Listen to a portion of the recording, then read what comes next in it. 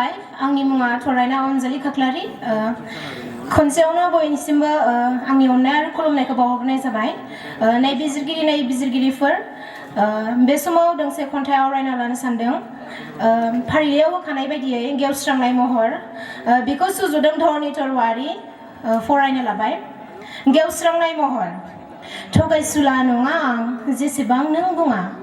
फोथायसुला नङा जेसेखि नों सोङा गिख'बो नङा आं जेसेखि नों साना थाङा मेगनाव मोदै नुब्लाबो गाबब्रु नङा आं सोलिया मालायनि अननायखौ लाना फोथाया बायदिसिना फावथिना नुना गिया गुबुननि गिथाव नेम खोनाना गाबा मुलुगनि गोब्राब खामानि लाना नांनायखौल' जेब्लाबो मोनब्लानो जायो गावखौ फोथायना बेयाव थाबानो जायो गावनि गोरोन्थि गावनो सानना लाजायो जेसेखि दुखु गोसोखौ सुंथाबानो जायो ओहो आं दंमारा थगायसुला जेरैबो सानदोंमोन नाथाय गोनां जानोखौ